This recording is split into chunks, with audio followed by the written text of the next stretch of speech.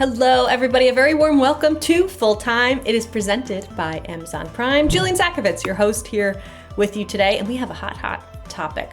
2 weeks ago, the news heated up that the NWSL owners were considering a vote to flip the calendar to align more with Europe's. This all comes on the hot heels of the men's side, Major League Soccer, making the decision this past November to in fact change to the European calendar come 2027. So on today's show, we discuss, will the NWSL follow suit, and should they? On the pod with me today to do that, I have Melanie Anzidei and Tamerra Griffin.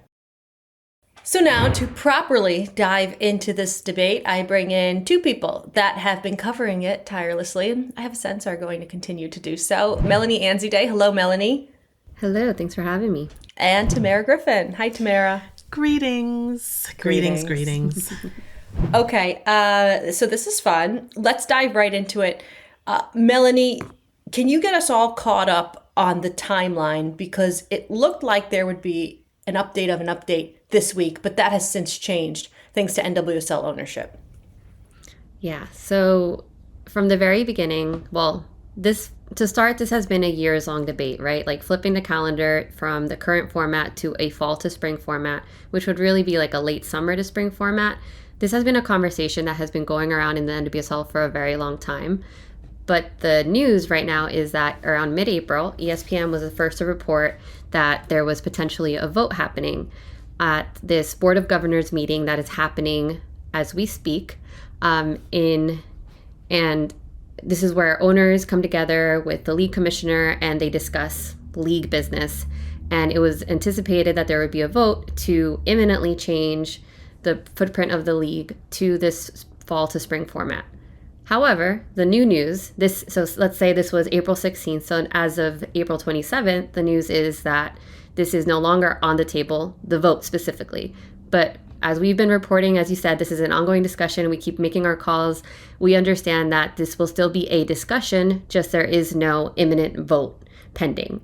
But of course, this has now opened a can of worms, essentially, and it's one of the biggest conversations around the league, as we saw over this past weekend with players, coaches, everyone being asked about what they think about potentially switching to this new format. I want to ask you, how much did the, quote, conversations change the mind ultimately of the NWSL Board of Governors? What did those conversations amongst front offices, players, and fans look and sound like? I will say that one of the biggest voices that we've been seeing, or one of the biggest public sides of the conversation, has been the players specifically.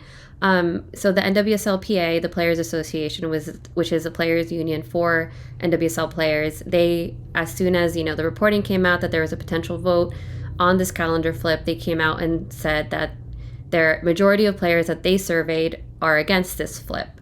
And so then I think that obviously, whether or not this is what inspired Board of Governors directly, we can't say for sure.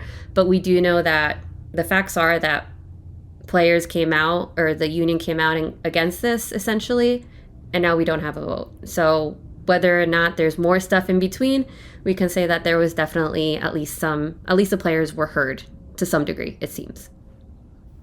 And for a reference for our listeners, there's quotes that have been out there. Players have been asked about this since the news kind of started swirling.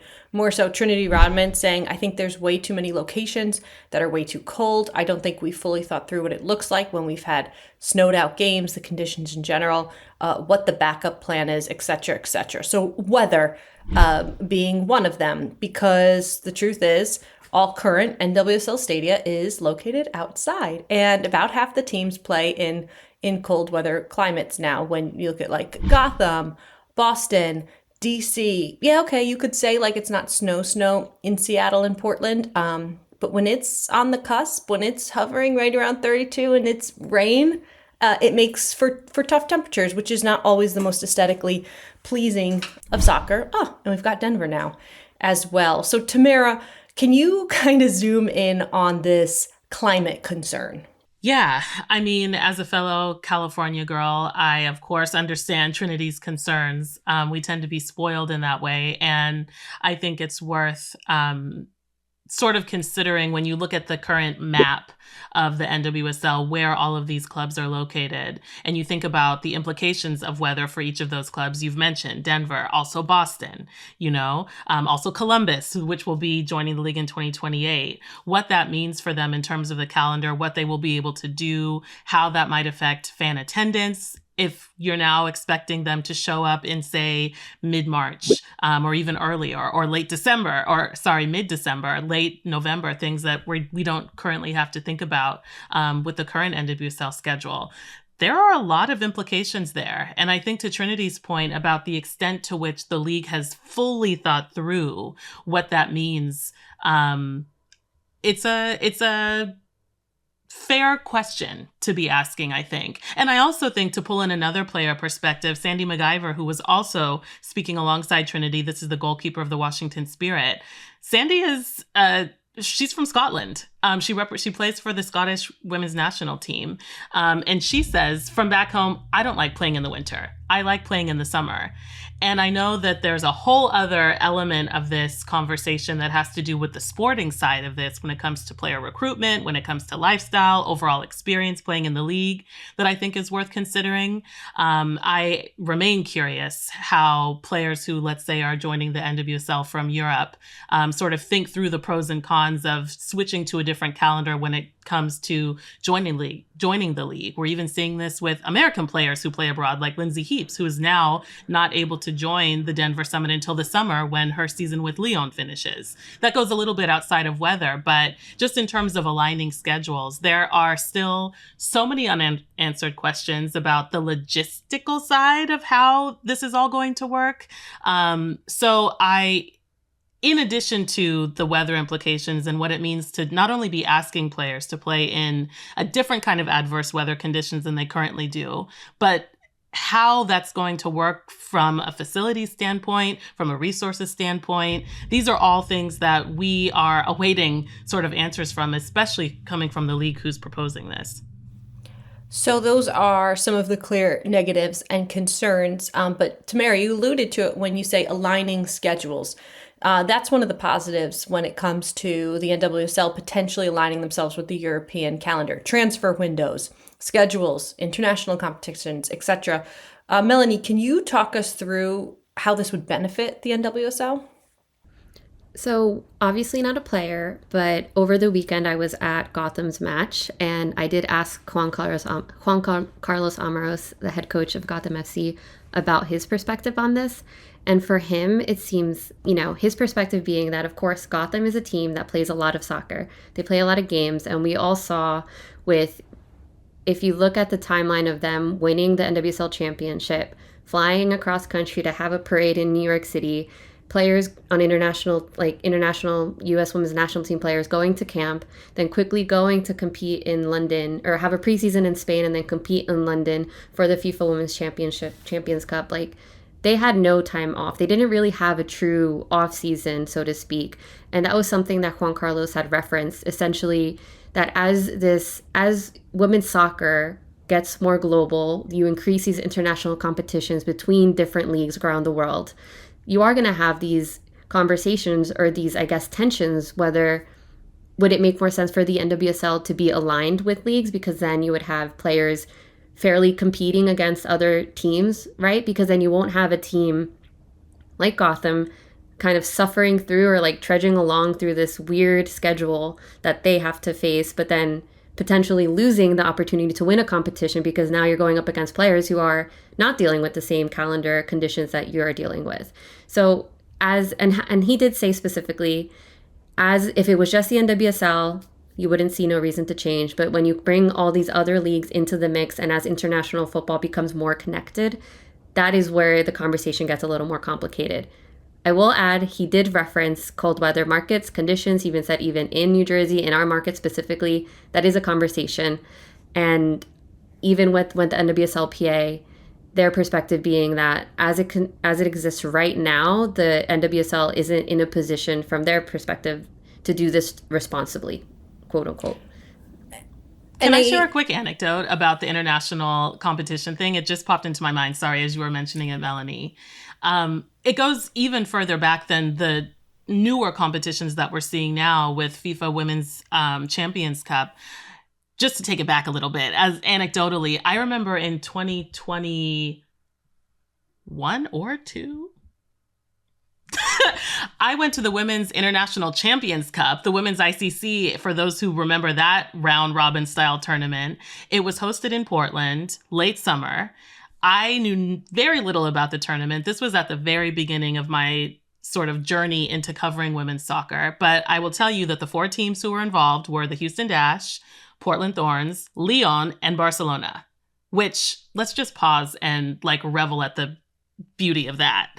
But it was very clear after watching a couple of games that Lyon and Barcelona were very much in their preseason. Think about Lyon and Barcelona, and they were struggling against Houston Dash and the Thorns. So just to the point about how if the intention with the women's game is to sort of elevate the status of these international tournaments, there is always going to be, so long as the NWSL sticks to its current calendar, that question in the back of your mind about the evenness of competition if one team is almost always going to be in their preseason and the other one is almost always going to be in the middle of theirs. Absolutely. And I think this is a good point in the story time to add in, and I want to preface this and asterisk this with, just because they do it in the men's game doesn't mean it makes sense in the women's game. However, in North America, we are seeing Major League Soccer, the men's side, switch to the international calendar after, honestly, probably a decade of chatter and 5 or so years of serious-ish rumors and conversations around it. It has finally happened. So just because it's out there and on articles and people are talking about it doesn't even mean it's in the near future for the NWSL. But the NWSL will get a chance to see what this looks like in many stadia that they play in. Gillette Stadium being one of them, the New York area, so Sports Illustrated Stadium being another one, Audi Field, Lumen Field, Dick's Sporting Goods Park in Denver, or outside of Denver. The MLS schedule is moving, and the concerns are exactly the same. The negatives are weather, facilities, and what you guys mentioned, but how it ultimately got sold. And not everybody was on board, but by the end, when they do those anonymous surveys, it said most front offices, the owners had to vote on this, but that they wanted the league to, I think, get more validity to the global fans and players. So Tamerra, when you mentioned those competitions, there's not that asterisk of like, oh, well, they're in preseason form and they're in their regular season. Here's why, and let us explain it. And you kind of lose people at that point. You lose fans when you have to start to say, well, this is how this one works. Like, try explaining Liga MX and the Clausura and Apertura to like a non-super soccer fan. They're like, huh, what? Really what have are you to hold saying their right hand now? and walk them through it. Yeah. Right. So, it made it easier for the league to be followed internationally. And then I think most of all was dollars. When you are better aligned with the global soccer calendar, whether that's the WSL, La Liga, Bundesliga, et cetera, you are now in a stronger position in the transfer market. You are getting your top stars in the middle of the season, whereas just like in the NWSL, often we see, okay, well, a team is kind of limping into midseason because they got to wait until the summer transfer window. Well, the same thing was happening in MLS, and they want to say, okay, Lionel Messi, okay, Antoine Griezmann, you're not coming in the summer, you're coming at the start of the season. And that would obviously be a huge push to the women's side. And then on climate, yeah, you're going to see a lot more snow, but you're going to see a lot less extreme heat because this calendar would be going from like mid-July till mid-May. So with the way that they've done it, and there's going to be problems with this, but if you're in an extreme cold weather climate, there's a pause, just like we see in England. There's a bit of a pause, but also a run of games where that team is not home. So yeah, that's going to hurt a team when you're like, well, we're not home for 6 straight games. We don't have a home game. So, I'm sure the NWSL is just waiting for 2027 when MLS also makes this change and they can sit there. They can take all the notes they want, kind of with the World Cup for 2031. See how it goes. Take notes first. and then do it better. And then do it better.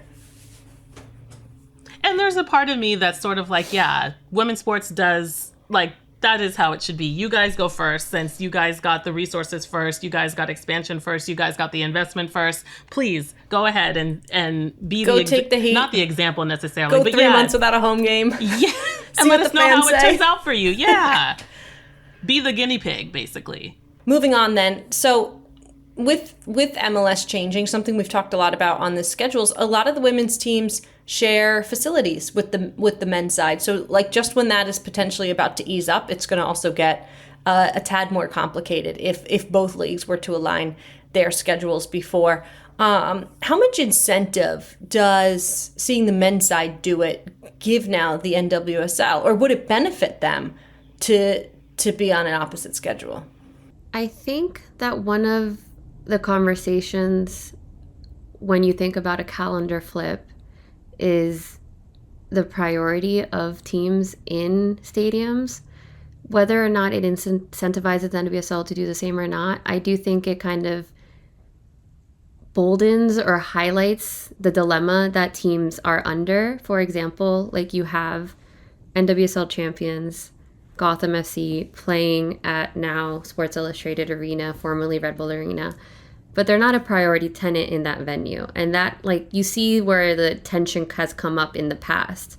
So now if you have a situation where stadiums are now, one of the benefits of the MLS changing its footprint to have open up this summer window, now they are able to build revenue in a different way. Specifically, you think about the summer tournaments from European clubs that are coming to the US. You also have more concerts that could be there. So now it just, for me, it raises kind of a red flag about like what happens now for teams. Will they continue to be a secondary tenant or maybe like a third tenant to like these summer potential summer opportunities where you could be making a lot of money? And even though summer tends to be, from my experience, it tends to be a good period of time for fans to go to games in the NWSL too. So I think it raises a lot of questions. Hashtag wet bulb. Not at 3 p.m. Hashtag we try to wet bulb. forget that, but yes. Yeah, I think for me, when I think about the summertime specifically, the pros and cons of either playing or not playing during that period, it really raises the question about the sort of market variation across the league in which areas, which markets view summertime as like a huge opportunity to be filling seats with tickets because, let's say, maybe this is a more family-oriented fan base where kids are out of school. Maybe sure, you'll go on summer vacation, but not everyone can afford to just flee the city for 2.5 months. Though there are surely some NWSL fans and families who do, but I would say most are not on that kind of tax bracket, And we've seen, I've read myself in the comments of the story that you, Melanie, and Asla reported on about the player reaction. There are some people who intentionally plan to go to NWSL games in the summertime because it's a lot easier. Hashtag wet bulb aside. But I know, it's just wet bulb at 3 p.m. Like, we're fine. Yeah. Like, listen, sitting in, I grew up going to sporting events in New York in the dead of summer because that's when kids are off, families are off, right? And that's a major consideration here. And I can tell you, sitting outside, once the sun is down at 7 o'clock, it's no problem. You can be hot in the sun. Totally different thing for the product on the field and for the people paying their good money to sit there. Totally. And so for me, there's also a question of, if we do flip the calendar, what is going to happen to that potentially significant loss of revenue that some clubs who choose to sort of and are able to capitalize on summer attendance will now not have an opportunity to get? And that's on top of the point that you made, Melanie, about there's no guarantee that these NWSL clubs are going to automatically become second tenants just because MLS is no longer using the stadium. If it's possible to be making hand over fist a lot more money if you were to host a concert during that period, then it's hard to, especially in this economy, it's hard to imagine landlords making that choice in favor of an NWSL team. And I'll tell you, NWSL team, any soccer in the United States, MLS teams have had to change their schedule or adapt because Beyonce or Monster Trucks was put on the calendar 6 months in advance, and we make the playoffs, and well, sorry, Beyonce's here on a Saturday night. So that is just real life stuff that happens across the board on the men's or the women's side. That's just the reality right now of soccer in the US. But I mentioned kind of the beginnings of my thoughts when I was trying to think in my brain of what a map looks like, of what these kind of climate markets are. And for you sitting there driving who can't think about this, the warm weather markets in a few years will be Atlanta, Los Angeles, Houston, North Carolina, Orlando, San Diego. Small note, Atlanta does have a rotating roof, so that'll be closed and air conditioned, but that's the only one. Mid-weather markets, as Tamerra knows, Bay Area, Portland, Seattle. We kind of throw Louisville in there, I guess. I don't really know where Louisville lands. I haven't been there. But cold weather markets include Boston, Chicago, Columbus, DC, Denver, Kansas City, New Jersey, New York, and Utah. So if you're kind of trying to wonder what these could look like, and again, I'm sure then Atlanta would get a nice run of games in the winter, et cetera, et cetera. In conclusion, well, actually, before we conclude, we've talked about kind of coaches, players. Tamerra, you use the word comments. I've seen mixed reviews, but what has been the overarching sentiment when you think about the fans, the people that will be sitting outside enjoying these games?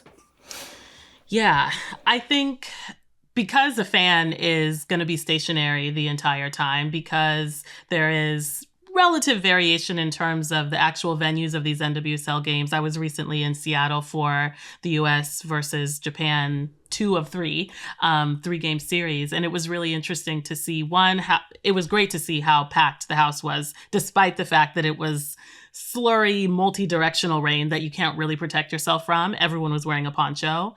But the smartest people, I think, in the stadium were those who were sitting the highest up underneath the awning opposite the press box. And so it's very understandable to me. Like, I will not begrudge a fan who dares to want to, enjoy a game in somewhat comfortable weather conditions. I do think people in the Pacific Northwest are built a little bit different because of the way the weather works up there. It tends to be a bit chillier, a bit more wet. But I think a lot of fans are thinking about the weather. But you know what? So is Trinity Rodman. So there is, I think, some alignment there in terms of the game day experience. Fans probably are thinking a little bit less about what that means in terms of player safety. Sandy MacGyver and I think Trinity Rodman too talked about being able to play on turf in the winter and how available that is. I know there have been a lot of conversations about whether clubs are going to be able to heat the fields in their venues, which if you're not a primary or secondary tenant, I have a lot of questions about how even that would work. But I do think that it's worth, I'll just quote one such comment on Melanie and Asla's story from Alex. It's a domestic league playing in a spot on the domestic calendar that allows for maximum eyeballs to be on it, overwhelmingly in cities with climates well suited for summer play. To change this in order to accommodate the European leagues would be asinine. So I think there's also a question that Alex touched on that we've also heard from the likes of Brianna Pinto, who is very involved in the NWSL Players Association, about the sort of potential contradiction between the NWSL touting itself as the most competitive league in the world, the best league in the world, while also wanting to align itself with essentially its competitors from a league perspective, especially when we talk about recruitment. And really, when we say Europe, if we're talking about competition, we really mean the WSL, at least right now. And that's such a good point. I think when you say, well, here's reasons, one of many, why the men's game is so different from the women's game. Yeah. I'm not going to make this point. Some would say MLS is not yet a top 5 league in the United States. Premier League, La Liga, Bundesliga, Ligue 1, et cetera, would all come. Serie A would all come before MLS in terms of popularity. So yeah, for MLS, maybe it's catch up to get into that, break into that bracket. But for NWSL, we've been having the conversation all year about, is NWSL the top women's league in the world, or is it the WSL? So if you're already there, maybe you just hold on tight and you say, we're the top league, and hey, this is how we're doing things. So that is a vast difference. All right, let's move on to our thoughts, shall we? Okay, so I want to give you guys a number. It is very hard in the American sports landscape to find a period of time or a pocket or honestly even like a good night that there's not other sports happening. The same night as the NWSL Championship, which had an average of nearly a million viewers. The final number was 967,000 viewers on CBS. In that exact same window was the college football playoffs between Alabama and Oklahoma. Oof. And that had a casual 7 million viewers on ABC. How much would a calendar change help or hurt the NWSL if we looked at one, let's say, that mirrored MLS and the global game that they're doing that started mid-July and ended mid-May? I mean, a mid-May championship means that I'm just thinking of the other sort of leagues. Stanley Cup playoffs are going on at that time. NBA playoffs are going on at that time. Too. No college football, no NFL is how I kind of look at it. Yeah, start of the WNBA. Yeah, that's what I was going to say, because I'm always thinking about to what extent are we viewing NWSL as in competition with just all other top market sports leagues versus women's leagues, because there's a part of my brain that's like anything but a conflict with Women's March Madness, anything but a conflict with the WNBA playoffs, anything except a conflict with, women's hockey, women's volleyball, women's college softball. Would that be a conflict? Potentially, I think. From that perspective, I feel inclined to think about, in terms of viewership, I feel like the conflict between watching an NBA playoff game and an NWSL game, like the people for whom that would actually be a conflict, forcing them to choose one or the other, is probably not as great as someone who would need to make a similar decision between an NWSL game and a W game. So for me, if I'm able to sort of distribute my women's sports throughout the calendar year, I'm going to be happy.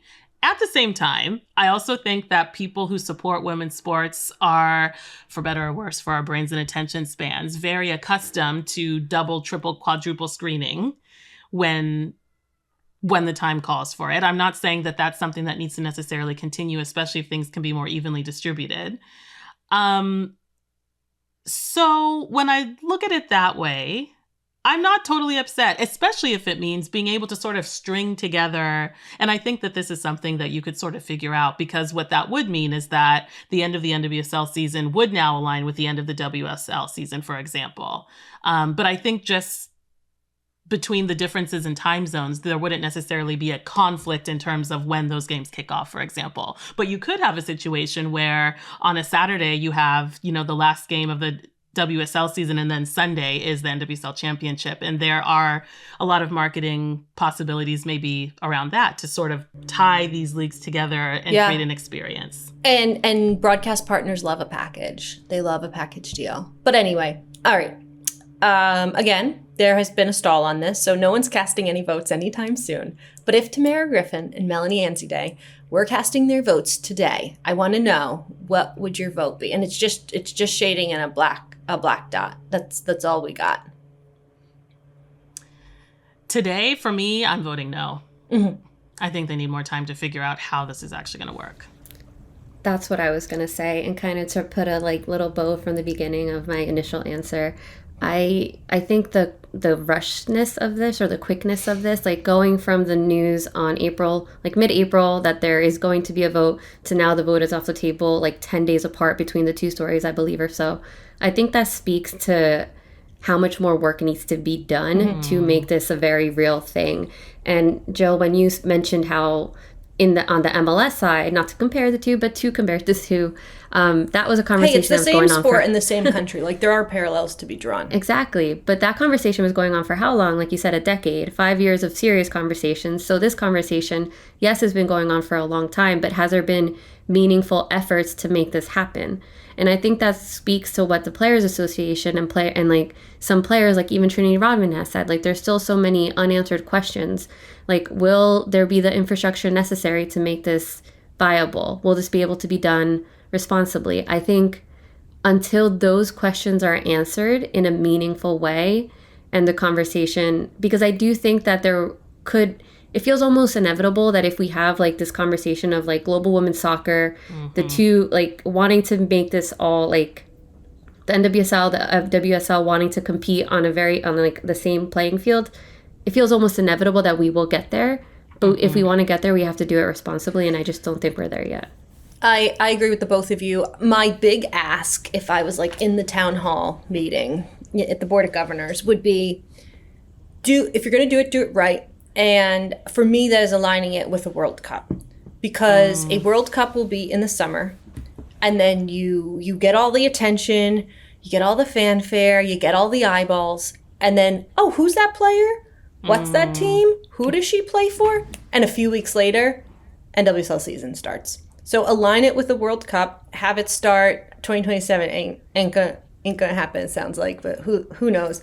Align it right after a World Cup. So go through your regular seasons, do what you got to do, and then when a World Cup wraps up in mid-July, say come 2031, a few weeks later, have the season start then. Have it really, really make sense. You know, MLS is, I don't know if they feel like they're behind on that, but they're kind of 6 to 9 months out of that opportunity, because the Men's World Cup will be here in North America in 2026. And then halfway through the 2027 season is when they're doing it. So they're having like an apertura, they're having a half season, a quote sprint season, and then they're going to reset. Whereas potentially the momentum after the World Cup could have been really interesting and advantageous. So that's my only request to the NWSL. But one thing that we do know, this conversation ain't going anywhere anytime soon. Here's what NWSL Commissioner Jess Berman has said. The current women's international match calendar runs through 2029, so we're taking that into account as we think about what our future state looks like. No decision has been made about what we might do, and we'll continue to consider it with our board. So we'll leave it there on this one. Listeners, viewers, as always, I feel like this is going to do well in the comments. Let us know what you think. I'm going to be thinking about this one for quite some time. As always, let us know what you're thinking at TA Fulltime on our social channels. You can always email us at theathletic@fulltime@theathletic.com. Did you know The Athletic has partnered with Yahoo Sports to provide free, best-in-class coverage of women's sports? That's right. Go check out the Women's Sports Hub at sports.yahoo.com/women's-sports. That does it for our show today. I'm Jillian Sakovits. A big thanks to our podcast producer, Theo Lloyd-Hughes, our video producer, Leah Griffin, and our executive producer, Emily Olsen. We'll see you later this week. Thanks for listening.